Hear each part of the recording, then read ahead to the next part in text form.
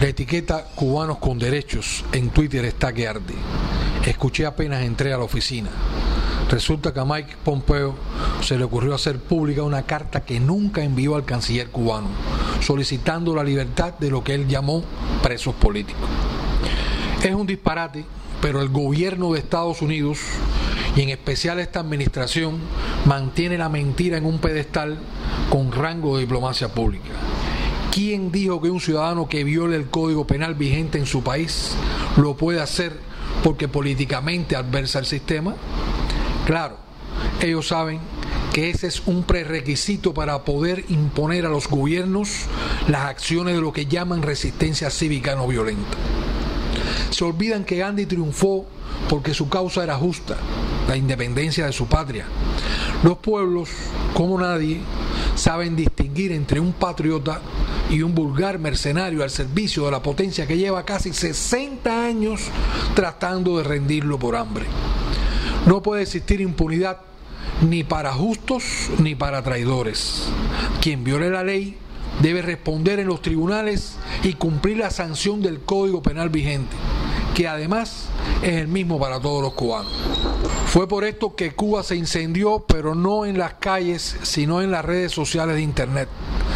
Pues la dignidad es política oficial y virtud ciudadana en la tierra de Martí, Fidel, Raúl y Díaz-Canel. La administración Trump debería entender de una vez que somos continuidad. Orgullo es el sentimiento que te invade cuando lees la declaración del director general de Estados Unidos, del MINRED, sobre las falsas imputaciones del Departamento de Estado de los Estados Unidos contra Cuba. Con una falta de decoro que es usual en el gobierno de los Estados Unidos al referirse al tema de los derechos humanos, el secretario de Estado Mike Pompeo ha hecho pública una carta que dice haber enviado al ministro de Relaciones Exteriores de Cuba, Bruno Rodríguez Parrilla, la que no se había recibido al momento de publicarse.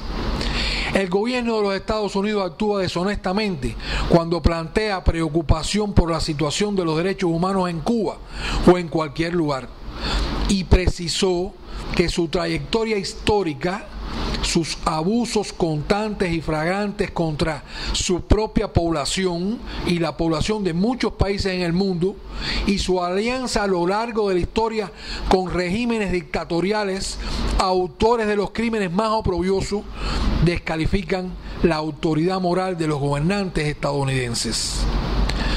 Cuba es un país en el que se respetan los derechos humanos, donde, contrario a los Estados Unidos, el gobierno y la sociedad en su conjunto se movilizan en función de promover y garantizar el marco legal, las políticas públicas y el disfrute efectivo de los derechos de los ciudadanos, incluidos los derechos a una vida digna, libre de explotación, marginalización, enajenación social, discriminación de cualquier índole, de violencia, criminalidad y abuso del poder, y con acceso a servicios de salud y educación de calidad para toda la población, entre otras garantías.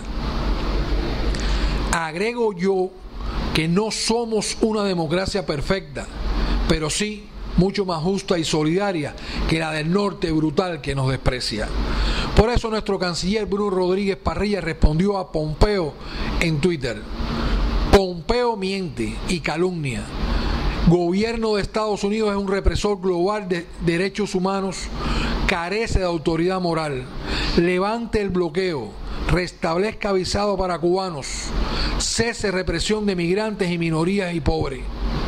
Lo que vino después fue la lluvia de argumentos de un pueblo digno, con su presidente Díaz-Canel al frente, donde no faltó el razonamiento firme e inteligente. Dijo en su perfil de Twitter el presidente: Estados Unidos no tiene moral para hablar de derechos humanos. Su discurso es hipócrita, deshonesto, de doble rasero. ¿Alguien conoce una violación más cruel, prolongada y masiva de los derechos humanos que el bloqueo económico, financiero y comercial a Cuba? Y selló con el hashtag Cubanos con Derechos. Alguien mucho más joven que este servidor dijo en la oficina: Mike Pompeo, te tocó. Yankee, bajando.